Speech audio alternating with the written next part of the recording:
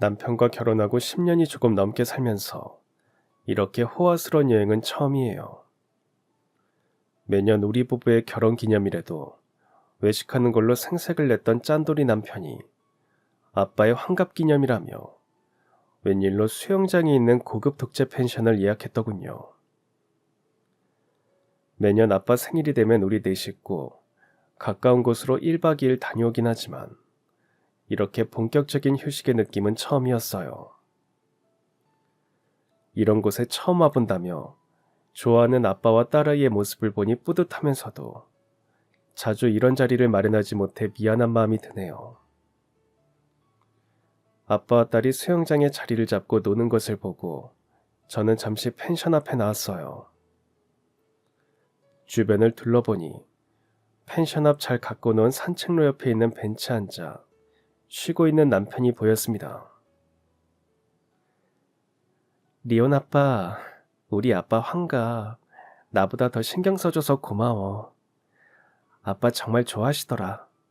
우리 앞으로는 자주 오자. 너무 자주는 안 돼. 1년에 한두 번 정도면 생각해 볼게. 남편에게 짠돌이라며 핀잔을 줬지만 사실 제 마음은 참 고마워요. 시장 가장 구석 좁은 공간에서 평생 과일을 팔아 어렵게 저를 키워주신 아빠. 저 역시 팍팍한 형편에 결혼한 뒤로 아빠에게 뭔가를 제대로 해드린 적이 없는데 아빠의 환갑이라는 의미 있는 날을 이렇게 멋진 곳에서 보낼 수 있다는 사실만으로도 참 감격스럽네요. 말수도 없고 무뚝뚝한 남편, 아주 지독한 짠돌이라고만 생각했던 이 사람이 결혼 후 10년 동안 살아온 시간의 흔적을 떠올리니 참 존경스럽고 애틋하네요. 저는 초등학교 때 엄마가 돌아가셨어요. 엄마는 많이 아프셨고 늘 병원에 입원해 계셨기 때문에 저도 자연스럽게 병원에서 시간을 많이 보냈습니다. 엄마의 병세는 날이 갈수록 심해졌고 엄마를 돌봐줄 사람이 없었기 때문에 아빠는 결국 다니던 회사를 그만두고 엄마 병간호를 하셨어요. 그러면서 제가 학교에서 돌아와 엄마 곁에 있을 수 있게 되면 야간엔 늘 일용직으로 일을 하셨어요. 아빠와 저는 우리 둘 힘들어도 좋으니 엄마가 빨리 나았으면 좋겠다고 매일 기도를 했었죠. 하지만 오랜 투병 끝에 엄마가 세상을 떠나시고 아빠와 저에게 남은 것은 엄마를 잃은 슬픔과 엄마의 병원비 때문에 생긴 큰 빚이었습니다. 아빠는 슬퍼할 겨를도 없이 무작정 밖으로 나가 닥치는 대로 일을 하셨어요. 그러다 시장 한 구석에서 과일 장사를 시작하게 되셨고 그때부터 지금까지 평생을 시장에서 일만 하셨습니다. 하루 벌어 하루 먹는 그런 삶이었지만 아빠는 저를 책임지기 위해서 정말 애쓰셨어요. 아빠가 얼마나 고생하면서 살고 있는지 너무 잘 알고 있었기 때문에 저는 또래보다 조금은 일찍 철이 들었던 것 같아요. 이런 제 모습을 볼 때마다 아빠는 무척이나 미안하셨죠. 고3이 되고 수능을 보고 원하는 대학교에 합격했을 때 사실 합격에 대한 기쁨보다 당장 등록금에 대한 걱정이 앞섰어요. 당장 기쁜 마음에 아빠한테 말했지만 아빠는 분명 나를 대학에 보내줄 돈이 없을 텐데 학자금 대출을 받아야 하나? 그럼 이건 또 언제 갚아야 하는 거지? 아직도 우리 집엔 빚이 남아있는데 머릿속이 온통 복잡했죠. 대학에 합격했다고 부모님에게 비싼 선물을 받았다고 자랑하는 친구들의 모습을 보면서 그때 처음으로 가난한 우리 집이 싫다는 생각을 했었어요. 참 부끄럽지만요. 우울한 마음으로 집에 들어가니 웬일로 아빠가 일찍 퇴근을 했더라고요. 엉겁결에 거실에 앉아 이게 무슨 일일까 생각하는 사이 아빠가 케이크를 들고 제 앞에 나타나셨어요. 케이크? 오늘 누구 생일인가? 오늘 축하할 일이 있어서 우리 정아 대학교 합격한 거 정말 축하해. 순간 울컥 눈물이 날 것 같았어요. 케이크에 촛불을 끄고 나니 아빠가 말씀하셨어요. 정아야, 대학 공부는 걱정하지 마. 대학 공부만큼은 어떻게든 시켜줄 거니까 아무 걱정하지 말고 넌 대학생 될 생각만 해.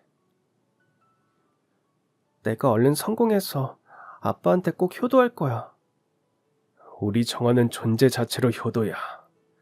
너만 생각하고 너만 잘 살면 아빤 그걸로 됐어.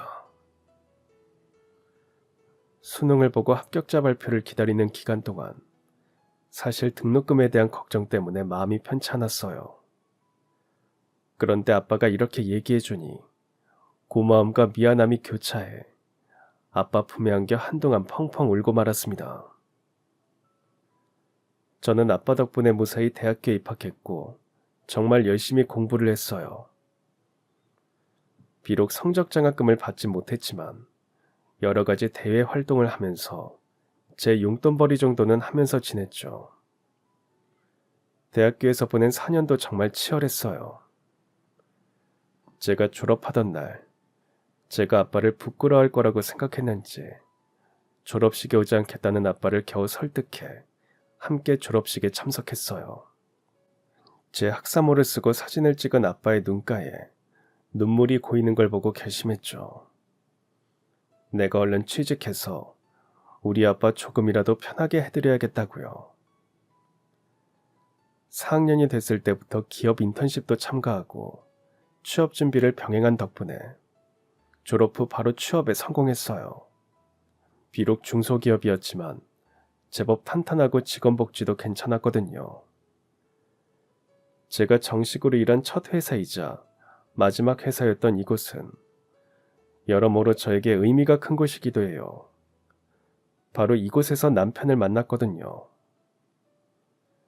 남편과 저는 서로의 존재는 알고 있었지만 서로 하는 분야가 달라서 접점은 없었어요.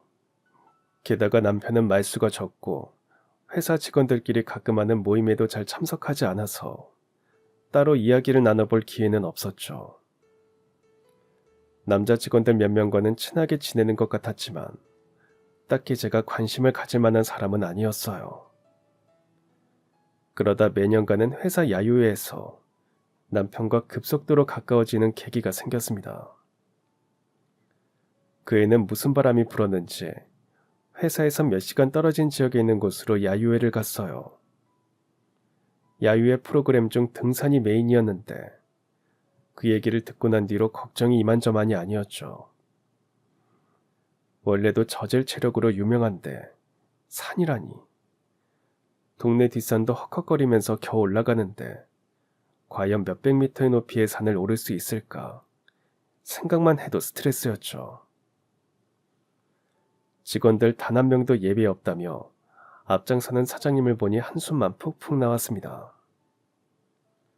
가장 먼저 올라간 직원에게는 상금을 주겠다는 사장님의 통 큰 외침에 이미 대다수의 직원은 보이지 않을 만큼 앞질러 가고 있었고 그나마 주변에 같이 걸었던 사람들도 정신을 차리고 보니 모두 저 멀리 보이더군요. 올라가다 보면 내려오는 사람들과 만나겠지. 그러면 나도 자연스럽게 내려갈 수 있을 거야. 잠시 딴 생각을 하며 숨을 돌리던 순간 잠시 중심을 잃은 저는 그만 발을 헛디뎌 넘어지고 말았습니다. 자리에서 일어나 보니 발목 쪽에서 시큰한 통증이 느껴졌어요. 이 상태로 계속 올라가는 건 무리라는 생각이 들었죠. 동료에게 연락을 해야겠다 싶어 주머니를 뒤져보니 있어야 할 휴대폰이 보이지 않았어요. 가방을 뒤져봐도 없고 대체 어디에 있나 생각을 되짚어보니 신발을 신다가 그대로 현관에 두고 나온 게 떠올랐어요. 꼼짝없이 누군가 와주기만을 기다리는 수밖에 없었습니다. 정상에서 다 같이 사진 찍는다고 했는데 그때쯤이면 내가 없어진 걸 알긴 할까? 가장 빨리 오는 사람이 언제쯤 올까? 나는 왜 조심성도 없이 넘어져서는 반쯤 포기 상태로 바위에 주저앉아 이런저런 생각을 하고 있는데 누군가 제 앞에 나타났습니다. 바로 남편이었죠. 괜찮아요? 발이 좀 부은 것 같은데 조금만 있으면 괜찮아질 것 같아요. 그런데 아까 올라가신 거 아니었어요? 맨 뒤에 오시는 걸 봤는데 계속 기다려도 안 오셔서요. 혹시 무슨 일 있나 하고 와본 건데. 저 잠시만 발 좀 볼게요. 당황한 제 모습에도 아랑곳하지 않고 남편은 망설임 없이 저의 신발과 양말을 순식간에 벗겼어요. 아프냐고 물으며 이리저리 만져보더니 대뜸 어필하고 하더군요. 지금 상태 보니까 놔두면 더 심하게 부을 거예요. 병원에 가야 하니까 업히세요. 남편은 회사 동료에게 제 상태에 대해 전한 뒤 저를 업고 왔던 길을 다시 내려갔습니다. 그때였던 것 같아요. 남편의 등이 참 넓고 포근하다는 생각을 했던 게. 아무도 신경 쓰지 않은 저를 홀로 챙겨준 마음도 너무 고마웠고요. 산을 내려오는 내내 남편에게서 느낀 낯선 안정감은 설렘으로 바뀌어 있었습니다. 그 후로 저는 적극적으로 남편에게 마음을 표시했어요. 고맙단 핑계로 회사 끝나고 밥을 같이 먹기도 하고 괜히 퇴근 시간을 눈여겨보다가 따라 나가기도 했죠. 지금 생각해보면 무슨 연예인 따라다니듯이 남편을 따라다녔던 것 같아요. 저의 열렬한 구애 덕분에 남편과 연애를 시작한 뒤로 매일매일 남편이 더 좋아졌어요. 제가 이야기를 하면 남편은 묵묵히 들어줬고 회사 일 때문에 스트레스를 받는다든지 무슨 안 좋은 일이 있다든지 하면 기가 막히게 알아채고 저를 위로해줬어요. 그렇게 1년을 만나다 보니 남편과 결혼해야겠다는 생각이 확고해졌습니다. 누군가와 평생을 함께한다면 이 사람과 함께하고 싶었어요. 남편은 저보다 4살이 많았기 때문에 결혼을 생각할 나이이기도 했고요. 하지만 집안 사정이라든지 결혼이라든지 이런 이야기들이 남편 입에서 먼저 나온 적은 없었어요. 그래서 이번에도 제가 나서기로 했습니다. 오빠, 우리 결혼하자. 난 오빠랑 결혼하고 싶고 오빠도 나 같은 여자 못 만날걸? 넌 아직 나이도 어리고 결혼은 우리 둘만 하는 게 아니잖아. 오빠는 왜 맨날 이런 얘기 나오면 피해? 가족 이야기도 나중에 해준다고만 하고 내가 못 믿어. 정아야, 난 네가 생각하는 것보다 더 많이 널 좋아해. 그래서 선뜻 내 얘기를 다 하는 게 어려워. 나는 가족이 뭔지, 가족의 정이라는 걸 몰라. 그래서 무서워. 그날만큼은 물러서지 않은 제 태도에 남편이 처음으로 자신의 이야기를 했어요. 가족 이야기를 피하는 모습에서 뭔가 결핍이 있을 거라는 생각은 했지만 남편의 입으로 듣는 건 처음이었죠. 남편이 어렸을 때 부모님이 이혼을 하게 되면서 남편은 엄마와 살게 되었다고 했어요. 남편이 12살 때 엄마가 재혼을 하게 됐는데 그쪽에서 아이, 그러니까 남편은 받아줄 수가 없다고 했대요. 그때 남편의 엄마는 한 채 망설임도 없이 남편을 포기했다고요. 그렇게 남편의 아빠에게 보내졌으나 아빠는 늘 밖으로만 돌았고 자신을 돌봐줄 사람이 없었대요. 그러다 아빠마저 불의의 사고로 세상을 떠나고 자신은 졸지에 고아신세가 되었고 아무도 돌봐줄 사람이 없어 구하원에서 지내야 했대요. 그렇게 고등학교를 졸업하고 사회에 나와 홀로 지내게 됐고 대학은 나와야 사람 구실을 할 것 같아서 학자금 대출을 받아 대학을 나왔다고요. 입사한 지 이제 겨우 3년 차인데 매달 월세에 학자금 이자에 원금에 생활비에 허덕이며 살다 보니 모아둔 돈은 거의 없다며 고개를 숙였어요. 자신의 인생에서 가족이라는 걸 상상해 본 적이 없다며 자신 없는 모습을 보였죠. 오빠 내가 말했지. 우리 집 어려운 거 나도 마찬가지야. 다행히 나한테 빚은 없어서 아빠한테 생활비 겸 용돈 조금 드린 거 말고는 저축도 좀 했고. 물론 그래봐야 월세 보증금 정도겠지만 우리 그냥 이렇게 시작하자. 아직 젊은데 뭐가 문제야. 안 그래? 넌 얼마든지 더 좋은 사람 만날 수 있는데 내가 널 힘들게 하는 게 아닐까? 나 계속 월세방에 살게 할 거 아니지? 그리고 평생 나 안 굶길 자신 있지? 그건 자신 있어. 그럼 됐어. 아빠한테 얘기할게. 조만간 인사드리자. 아버님이 허락하실지 모르겠네. 내가 선택한 남잔데 당연히 좋다고 하시지. 남편과 이야기를 끝내고 며칠 뒤 아빠에게 남편에 대한 이야기를 꺼냈어요. 하지만 제 예상과 다르게 아빠의 대답은 싫다였습니다. 정아야, 아빠가 가난해도 너를 어떻게 키웠는데 지금 가난한 거야. 그래, 네 말대로 젊으니까 얼마든지 너희끼리 이겨낼 수 있지. 근데 그 청년 고아라며. 난 너를 그렇게 고생하면서 자란 사람한테 보내고 싶진 않아.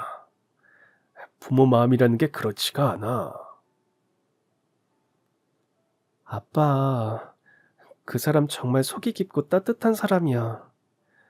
아빠 말대로 내가 가진 것 하나 없는 사람이랑 왜 결혼을 하려고 하겠어. 결혼은 평생 내가 의지할 수 있을 것 같고 함께하고 싶은 사람이랑 하는 거 아니야? 아휴, 그래. 네 뜻이 정 그러면 일단 만나는 포마. 근데 어른의 말을 들으라는 데는 다 이유가 있는 거야. 만나고 나서도 내 뜻이 바뀌지 않으면 너도 아빠 말 들어. 아빠한텐 걱정 말라고. 아빠 마음에 쏙 들 거라고 큰 소리를 쳤지만 내심 걱정이 됐습니다.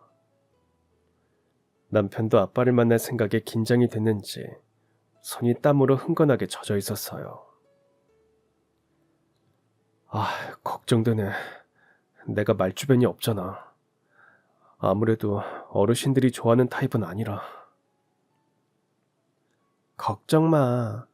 아빠랑 술만 많이 마셔주면 돼. 오빠가 술은 잘 마시잖아. 남편을 만난 아빠는 인자한 웃음을 지었지만 눈빛만큼은 매서웠어요. 어디 뭐 하나 걸려봐라 하는 눈빛이었죠. 아빠는 생각보다 멀끔한 남편의 모습이 마음에 들었는지 아니면 시험을 하고 싶었는지는 모르겠지만 자신이 가장 아끼는 10년 된 산삼주까지 꺼내오셨습니다. 한 잔, 두 잔 주고받으며 아빠는 남편에게 궁금한 것들을 물으셨고 남편은 더하거나 빼는 것 없이 담백하게 대답했어요. 술기운 때문이었을까요? 남편이 엄마에게 버림받고 아빠마저 세상을 떠났다는 이야기를 했을 때 아빠의 눈가가 촉촉해지는 게 보였어요. 그럼 어머니는 지금 어디에 계신지 모르나? 네, 아버지가 돌아가셨을 때도 나타나지 않으셨는걸요. 어린 마음에 원망도 많이 했지만 지금은 어딘가에서 잘 살고 계셨으면 하는 마음이에요. 젊은 친구가 속이 참 깊네. 우리 정아도 철이 너무 빨리 들어서 내가 그게 참 마음에 걸려. 내가 해주고 싶어도 못 해준 게 많아서 그것도 마음이 아프고. 아빠가 해준 게 왜 없어. 나 사랑해줬지, 예뻐해줬지. 맨날 맛있는 밥도 해줬지. 그리고 대학도 보내줬지. 이제 나 성인이잖아. 더 이상 아무것도 안 해줘도 돼요. 보게나 얘가 저렇게 속이 깊어. 자네도 이야기를 하는 거 보니 우리 정아 잘 보듬어 줄 것 같다는 생각이 드는구만. 앞으로 나를 아버지라고 생각하고 필요할 땐 언제든지 찾아오게나. 세상의 식구라곤 이제 달랑 우리 셋뿐인데 서로 아끼면서 잘 살아보자고. 내가 너희 결혼하는데 뭘 더해주지 못해 미안하다. 아버님 감사합니다. 제가 무슨 일이 있어도 정화 꼭 책임질게요. 아빠의 허락으로 우리는 결혼 준비를 시작했습니다. 아빠는 도와주지 못해 미안하다며 안타까워하셨어요. 아빠는 지금 살고 있는 전셋집이라도 빼서 어떻게든 해주려고 하셨지만 그것만큼은 받아들일 수 없었어요. 10년 넘게 월세를 전전하다가 겨우 마련한 전세인데 아빠의 보금자리를 뺏을 순 없잖아요. 요즘 장사도 어려워서 매달 가게세 내는 것도 빠듯하단 것도 알고 있었고요.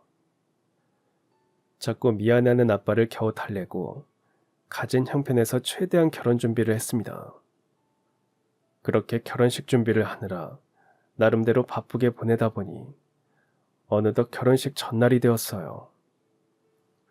집에서 내일 할 것들을 정리하고 있는데 갑자기 남편이 찾아왔어요. 아빠가 불렀다면서요. 내일이 결혼식이라 정신없을 텐데 오라고 해서 놀랐지.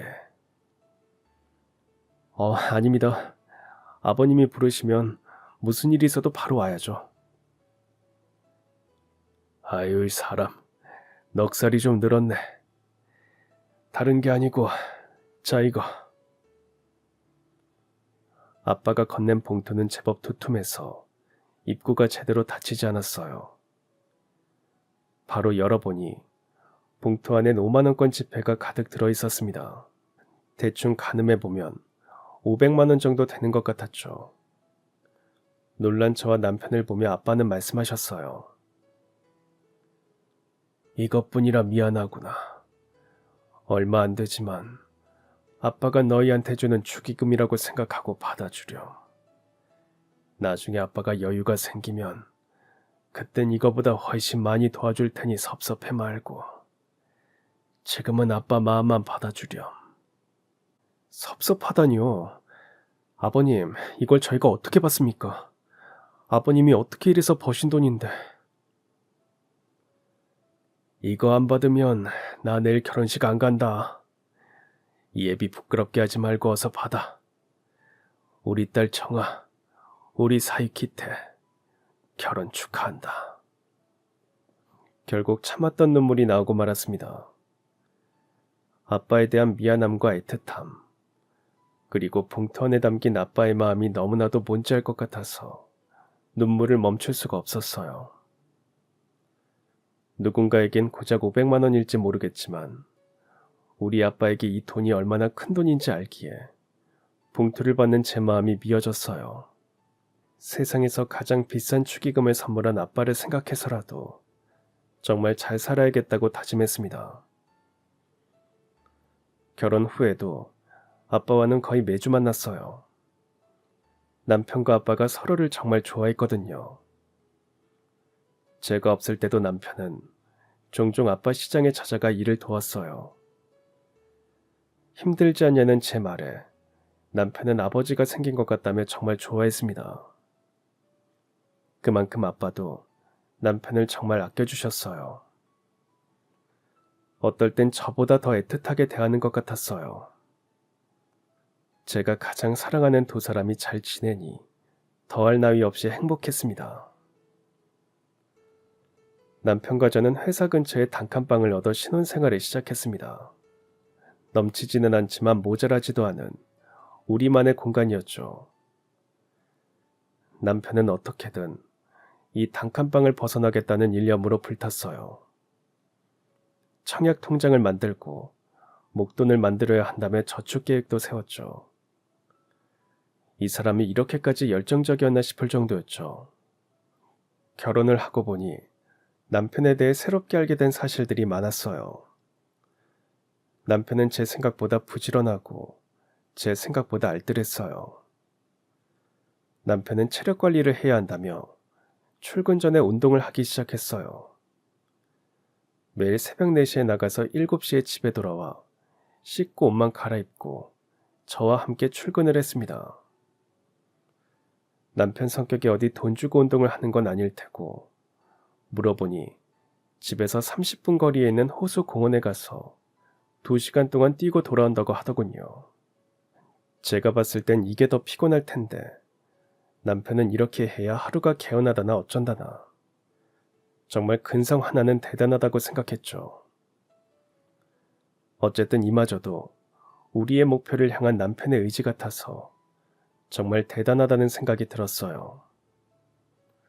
지금의 마음으로 우리 둘 열심히 일해서 얼른 부자 돼서 마음껏 효도하자고 그렇게 계획을 세웠습니다. 하지만 장밋빛 미래를 꿈꾼 지 6개월 만에 제가 임신을 하게 되면서 우리의 계획에 적색불이 들어왔어요. 저의 임신 소식을 알게 된 남편과 아빠는 정말 날아갈 듯 기뻐했죠.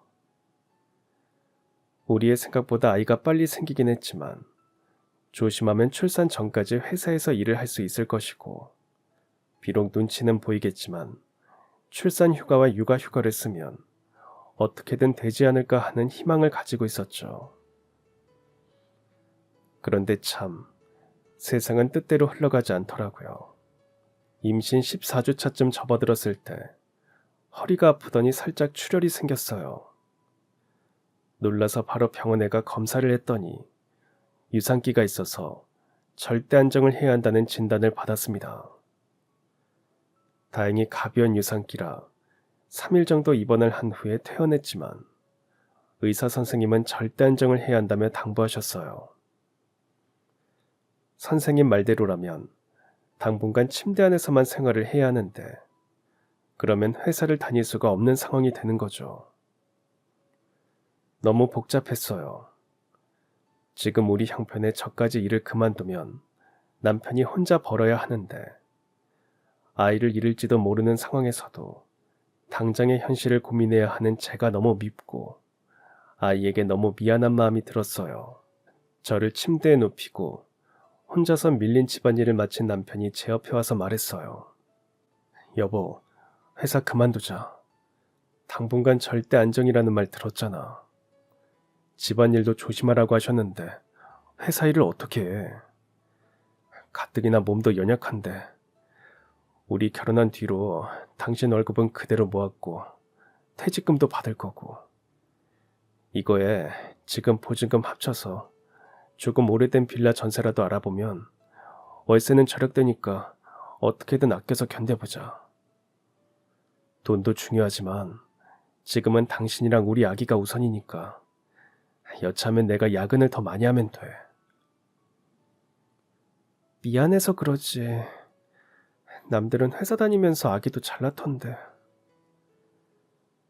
정화야, 그런 생각 하지 마. 뱃속에 있는 아기가 다 느낀다. 절대로 자책하지 마. 알겠지? 저를 위로하며 회사를 그만두라고 말하는 남편에게 얼마나 고마웠는지 몰라요. 집에서 절대 안정을 취한 덕분인지 중기로 넘어간 후로는 다행히 안정적으로 임신 상태를 유지할 수 있었어요. 남편은 저에게 월급을 모두 생활비로 주고 자신은 용돈 30만 원을 받아 생활했어요.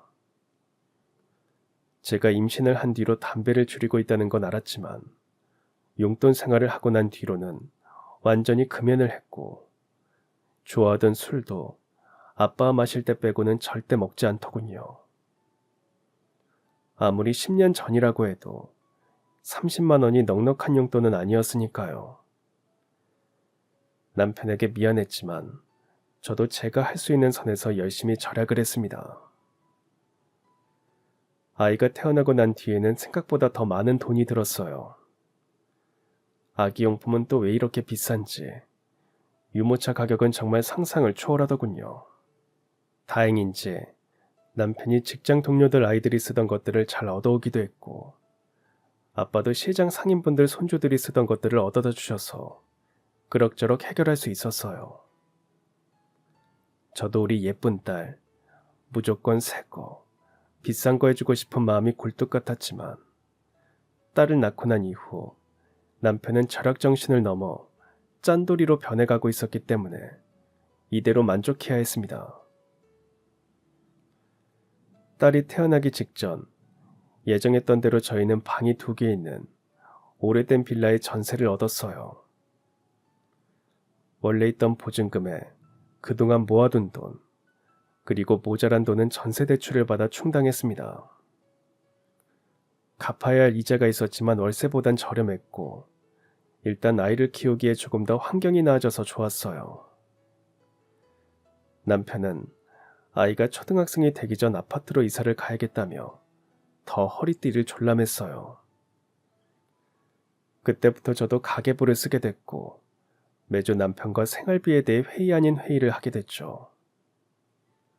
남편은 까다로운 직장 상사처럼 제가 쓴 생활비를 꼼꼼하게 따졌고 저는 1,000원 한 장 마음대로 쓸 수 없는 신세가 됐죠. 남편의 이런 철학 정신이 저에겐 버겁게 느껴질 때가 많았어요. 아이가 자라면서 저도 유치원 학부모들과의 관계가 생겼고 가끔 만나 이야기를 들을 때면 상대적 박탈감을 느껴야 했죠. 이번 방학엔 아이들 데리고 괌을 갔다 왔다는 둥, 가족들 다 같이 동남아에 다녀왔다며 기념품을 주면서 저에게 어디 안 가냐고 물을 때마다 남편 일이 바쁘다는 핑계를 대야 했어요. 남편에게 슬쩍 이런 이야기를 해도 남편은 아직은 우리가 그럴 때가 아니라며 칼같이 끊어냈기에 저도 더 이상 남편에게 이야기하지 않았어요.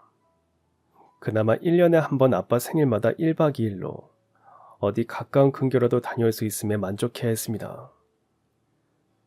아이가 초등학교에 들어가고 비록 전세지만 아파트에 이사를 왔을 때도 마찬가지였어요. 아이가 자란 만큼 교육비며 이것저것 들어가는 돈도 늘었고 대출금도 갚아야 했기에 남편은 월급이 늘어나도 여전히 제자리 걸음이었죠. 그래도 이사 온 김에 가구나 가전들을 바꾸진 않을까 내심 기대했는데 남편에겐 어림없는 소리였어요. 여보, 아무리 그래도 새로 이사 왔는데 가구 좀 바꾸면 안 돼? 리온이 방에 책상이랑 침대 산 건 너무 좋은데 나도 좀 새 거 써보고 싶어. 우리 쓰던 거 다 오래됐잖아. 그래서 내가 큰맘 먹고 냉장고 바꿔줬잖아.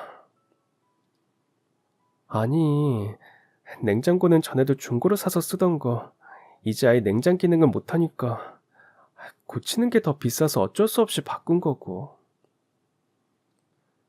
리온 엄마, 우리 아직 빚 많다. 이거 다 갚으려면 더 아껴야 돼. 그리고 여기 전세로 사는데 뭘 다 받고. 나중에 진짜 우리 집으로 이사 가면 그때 생각해보자. 쓸데없는 소리 하지 말고 도시락이나 줘. 늘 이런 식이었어요. 남편은 언제나 제 말에 안 돼를 달고 살았죠. 물론 알고 있어요. 남편이 이렇게 아낀 덕분에 외벌이어도 조금씩 형편이 나아지고 있다는 걸요. 그래도 저렇게 지독한 짠돌이 같은 모습을 볼 때면 답답한 게 사실이었죠. 남편의 짠돌이 잔소리가 폭발할 때면 저도 부글부글 끓었어요. 그럴 때면 혹시 주말마다 아빠 집에서 밥 먹는 게 밥값을 아끼려고 그러나 그런 생각을 할 때도 있었다니까요.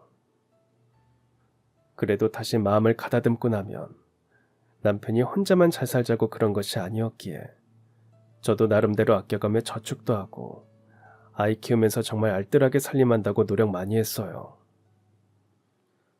그러다 드디어 터질 게 터지고 말았습니다. 사건은 정말 별거 아닌 데서 시작됐어요. 남편은 출근하고 아이는 학교에 가고 늘 그랬듯 집안일을 하려는데 세탁기가 완전히 고장나 버린 거예요. 코드를 빼놨다가 다시 꼽아보니 잠깐 전원이 들어왔다가 바로 꺼져버리더군요. 생각해보면 빌라에서부터 거의 10년을 함께 했으니 이제 고장날 때도 됐나 싶었죠. 수리를 맡길까 하다가 며칠 전 같은 단지에 사는 아이의 친구 엄마가 세탁기랑 건조기를 풀세트로 장만했다고 자랑하던 게 생각이 났어요. 제 눈에도 정말 좋아 보였거든요. 건조기가 있으니 삶이 완전히 바뀌었다나 뭐라나. 그래서 궁금했죠. 그 집에서 봤던 세탁기와 건조기 세트 가격을 알아보니 입이 떡하니 벌어졌어요. 이 가격을 알면 당연히 남편은 들은 척도 하지 않을 게 분명하고 눈을 돌려 세탁기만이라도 바꾸자 싶어 정말 최저가로 찾아 저장을 해두었습니다. 남편이 오면 보여주려고요. 그날 남편이 퇴근하고 오자마자 바로 남편에게 세탁기 이야기를 꺼냈어요. 오늘 급한 것들 손빨래하느라 손목이 나갔다는 액션을 취하면서요. 수리하는 건 연락했어? 언제 고치러 온대? 아니, 우리 거 너무 오래됐잖아. 내가 봤을 땐 수리가 안 될 것 같아. 그래서 내가 좀 찾아봤거든? 이거 봐봐. 얼마 안 하지? 남편은 제가 휴대폰에 저장해 놓은 세탁기 판매 페이지를 보더니 제대로 읽지도 않고는 그대로 저에게 넘겼어요. 아휴, 또 뭐만 하면 새로 사려고 하지? 아니, 저거 진짜 맨날 돌아갈 때마다 소리 장난 아니라고. 그러다가 완전 고장난 거라니까. 나도 드럼 세탁기 쓰고 싶어. 됐다. 내일 내가 서비스 센터 연락할 테니까 견적 보고 얘기해. 당신 진짜 너무하는 거 아니야? 내가 뭐 세탁기랑 건조기랑 세트를 사달라고 하는 것도 아니고 멀쩡한 거 버리고 사자고 하는 것도 아닌데 그게 그렇게 아까워? 그래 아깝다. 몇십만 원은 돈 아니야? 저거 몇만 원 주고 고치면 앞으로 10년은 더 쓸 수 있겠는데. 헛돈 쓸 생각하지 말고 꿈깨. 예상대로였지만 어쩐지 그날은 남편의 반응에 너무 화가 났어요. 제가 뭐 사치를 한다는 것도 아니고 필요한 거, 그것도 최저가로 브랜드 세탁기를 60만 원이면 살 수 있는 걸로 찾아놨는데 이거 하나 마음대로 못하는 제 처지가 너무 불쌍하고 한심했어요. 그 순간 마음속으로 결심했습니다. 돈을 벌어야겠다. 이제 애도 어느 정도 컸으니 애가 학교 간 사이에 알바라도 해야겠다고요. 다음 날이 되어도 제 기분은 나아지지 않았어요. 여전히 뭔가 얹힌 것처럼 답답했죠. 이렇게 속이 시끄러울 때는 한바탕 대청소를 하면서 생각을 비워할 것 같아서 온 집안을 돌아다니며 구석구석 청소를 시작했습니다. 아무 생각 없이 몸을 쓰니까 정말로 기분이 좀 나아지는 것 같았어요. 안방은 늘 청소를 해두기 때문에 크게 손볼 곳이 없었어요. 이쯤에 두고 끝낼까 하다가 오랜만에 서랍이나 싹 청소해야겠다 싶어서 서랍을 다 꺼내 내용물을 싹 뒤집었어요. 언제부터 있었는지 모를 온갖 잡동사니를 살펴보며 버릴 것과 둘 것을 구분하려는데 통장 하나가 눈에 띄었어요. 평소에 잘 사용하지 않는 서랍 가장 안쪽에 있던 통장. 저는 처음 보는 통장이었어요. 통장을 열어 살펴보니 예금 주명에 남편 이름이 적혀 있더군요. 남편이 예전에 쓰던 통장인가? 남편이 예전에 쓰던 걸 버리지 않은 건가 싶어 다음 장을 넘겨보는데 통장에 찍힌 숫자들이 예사롭지 않았습니다. 처음 통장에 돈이 입금된 날은 우리가 결혼을 하고 난 다음 달이었어요. 그 뒤로 매달 50만 원에서 60만 원 정도가 꾸준히 찍혀 있었고 뒤로 갈수록 입금되는 금액도 점점 늘어났죠.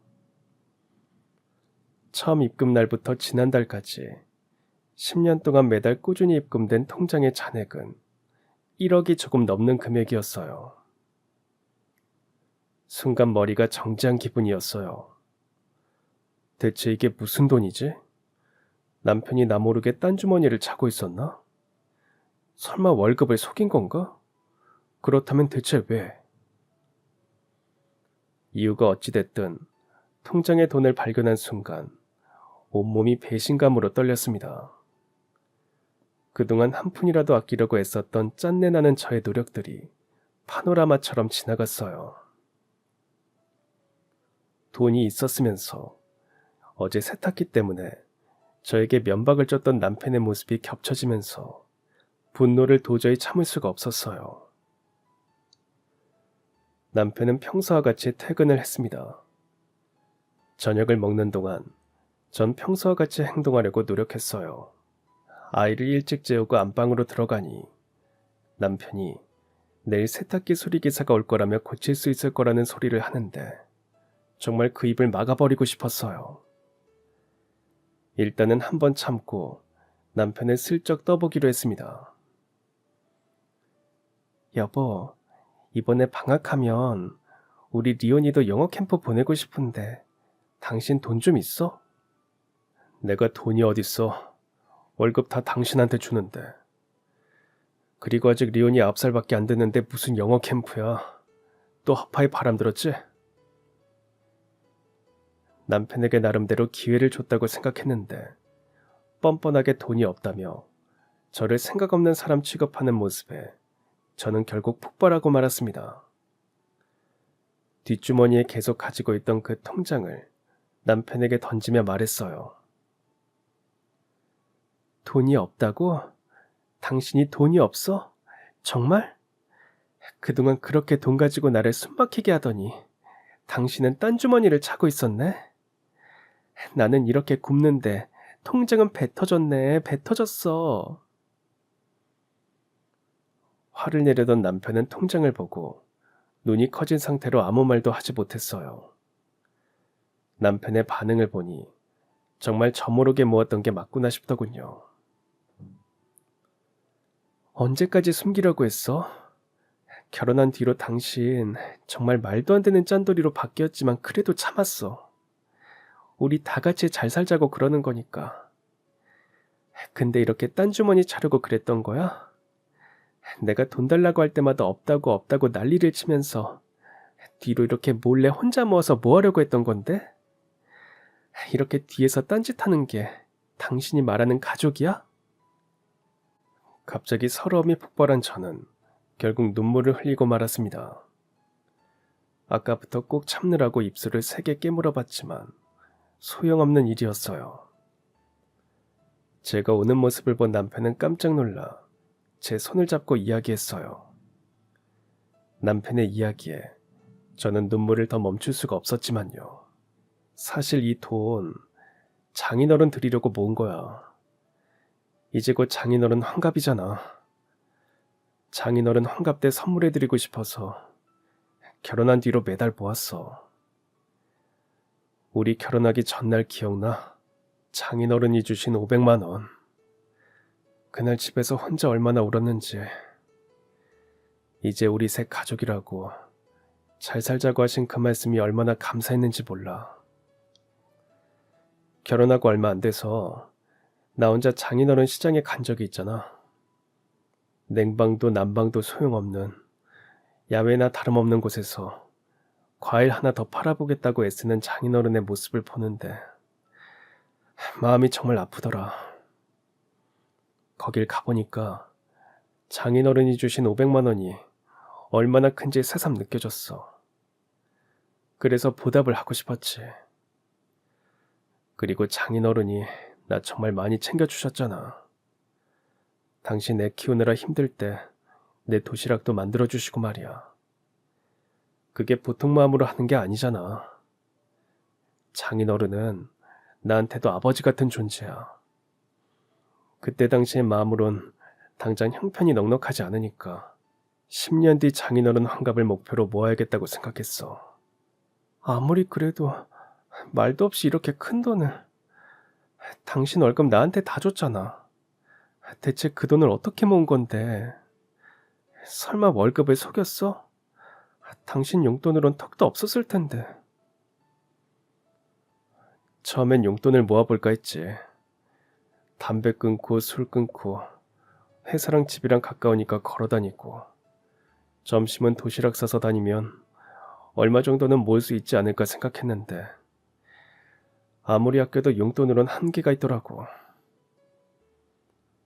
그래서 술, 담배를 끊었던 거야? 난 우리 아기 때문인 줄 알았어. 당연히 아기 때문도 맞지. 시기가 잘 맞았던 거야. 그래서 회사 다니면서 내가 뭘 할 수 있을까 생각했는데 신문 배달이 있더라고. 딱 2시간 정도만 배당된 곳을 돌면 못해도 50만 원을 벌더라고. 그래서 당신한텐 새벽 러닝한다고 말하고 신문 배달을 했어. 그것도 러닝이면 러닝이지. 뭐? 운동이 아니었어? 나는 10년 동안 그것도 모르고. 당신 오늘 아침에도 운동 갔잖아. 그럼 오늘도? 맞아. 매년 하면서 나도 숙련이 돼서 계약 부수도 늘어났고, 가끔 석간 배달 알바가 펑크를 내면 대타를 뛰기도 하고, 해가 바뀌면서 알바비도 조금씩 늘었고 말이야. 내가 다니는 대리점은 아직까지 영업을 계속하고 있어서 나도 안 그만두고 하고 있는 거야. 대리점 사장님도 내가 할 수 있는 동안은 계속 해주길 원하셨고, 장인어른 환갑 때 당신한테도 말하려고 했는데 먼저 들켜버렸네. 장인어른한테는 비밀 지켜줄 거지? 아무리 그래도 이게 한두 푼도 아니고 이걸 말도 없이 이렇게 뭐... 나도 이렇게까지 모을 줄은 몰랐어. 부수입은 무조건 장인어른을 위해 모아보자 하고 나니까 이렇게 됐더라고. 나중에는 통장에 늘어나는 숫자를 보니까 너무 뿌듯하더라고. 그래서 1억을 목표로 했더니 성공을 해버렸네. 내가 좀 집요한 구석이 있잖아. 장인어른 진짜 깜짝 놀라시겠지? 천진난만한 표정으로 웃는 남편의 얼굴을 보니 왈칵 눈물이 쏟아져 나왔습니다. 당신 정말 날 얼마나 나쁜 사람으로 만들려고. 난 방금 전까지도 당신 나쁘다고, 밉다고, 속으로 얼마나 욕을 했는데, 그랬는데. 차마 말을 잇지 못하고 눈물을 흘리는 저를 남편이 살며시 안아주었습니다. 토닥이는 남편의 손길이 무척이나 따뜻했어요. 남편을 밉게만 생각했던 제가 너무 부끄럽고 한심스러웠어요. 당신 나쁜 사람 아니야. 아무것도 없는 나랑 결혼하겠다고 해준 당신도 고맙고, 그런 나를 사이로 받아준 장인어른도 너무 감사해. 내가 평생을 갚아야 할 고마운 사람들에게 내 나름대로 마음을 전하고 싶었어. 말하면 당신은 하지 말라고 했을걸. 근데 나 진짜로 새벽마다 뛰어다녔더니 봐봐. 이렇게 건강하잖아. 평생 당신 업어줄 수 있을 정도로. 제 옆에서 자고 있는 남편을 보니 워크숍에서 남편의 등이 엎였던 그날이 떠올랐어요. 따뜻하고 듬직했던 남편의 등. 언제나 제가 지칠 때면 기댈 수 있게 내어줬던 남편의 등. 고단한 몸을 이끌고 10년을 한결같이 살아온 사람. 우리 가족과 아빠를 위해 매일 새벽을 달려온 사람. 그 사람이 바로 제 남편이었어요. 그동안 스스로 짠돌이가 되어 살았던 제 남편이요. 남편이 아빠의 환갑날 갈 곳이라며 예약 링크를 보내줬을 때 정말 기절하는 줄 알았어요. 제가 언젠가 꼭 가고 싶다고 노래를 불렀던 펜션이었거든요. 물론 가격이 상상 이상으로 비싸서 말도 제대로 못 꺼냈지만요. 그런 곳을 무려 2박이나 예약을 했다니.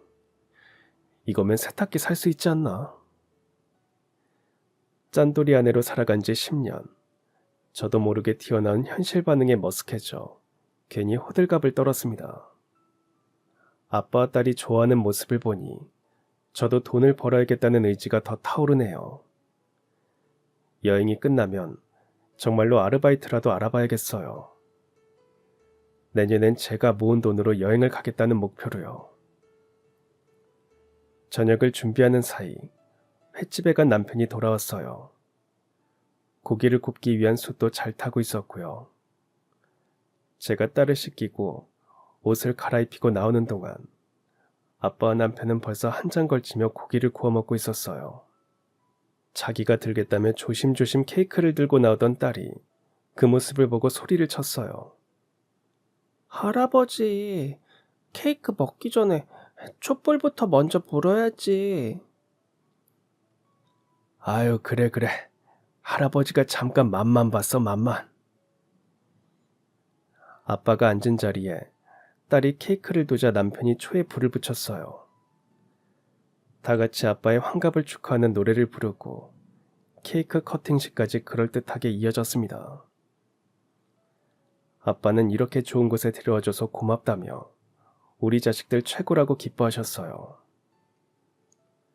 딸은 할아버지에게 편지를 썼다며 선물이라고 전달했어요. 편지를 읽은 아빠는 코끝이 빨개져서는 눈물을 참는 게 보였어요. 궁금해하는 제가 보려고 하자 비밀이라며 숨기는 모습에 제가 일부러 섭섭하다고 토라진 척을 하는 사이 남편도 상자 하나를 건넸습니다. 아빠는 선물까지 준비했냐며 어쩔 줄 몰라 하셨어요. 그리고 상자를 열어본 아빠는 멈칫하셨어요. 상자엔 남편이 쓴 작은 카드와 통장이 들어있었거든요. 카드를 먼저 읽은 아빠는 한동안 고개를 숙인 채 조용히 흐느끼셨어요. 이건 열어볼 것도 없다. 나한테 줄 것 없으니 너희들 필요한 데 써. 내가 이런 돈이 왜 필요하겠니?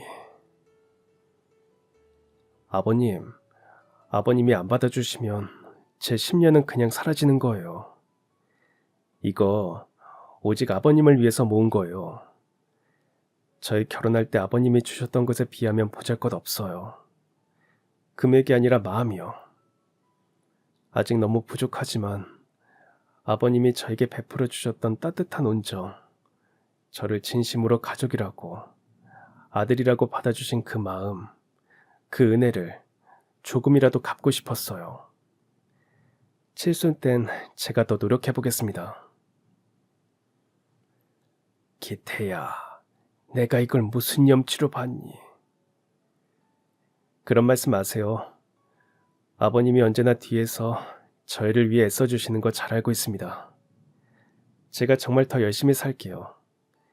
그래서 10년 안에 우리 네 식구 꼭 함께 살아요. 아빠는 더 이상 다른 말을 하지 않으시고 고맙다는 말만 하셨어요. 남편과 서로 끌어안고 토닥이는 그 모습을 보는데 저까지 눈물이 나서 혼났어요. 세상에 이런 사람이 또 있을까요? 가족의 정이 그리웠던 제 남편은 세상 누구보다 가족을 사랑하는 그런 사람이에요. 우리 아빠에게 은혜를 갚고 싶다며 10년을 한결같이 애쓴 남편에게 말로 표현할 수 없는 감사와 사랑을 느낍니다. 그동안 남편의 마음을 몰라준 게 얼마나 미안한지 모르겠어요. 아빠와 저, 둘이었던 우리에게 남편이 찾아와 셋이 되었고 지금은 예쁜 딸까지 생겨 넷이 되었어요.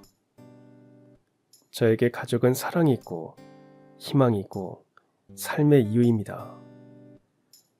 아빠와 남편, 그리고 우리 딸, 내가 정말 많이 사랑한다고. 과거에도 현재에도 미래에도 변함없이 당신들 옆에서 이 자리를 지키며 하루하루 살아가 보겠다고 마음속으로 조용히 다짐해봅니다. 제 남편이 그랬던 것처럼요. 그럼 지금까지 사연 들어주셔서 감사합니다. 사연이 재밌으셨다면 구독과 좋아요 부탁드려요. 감사합니다. 안녕히 계세요.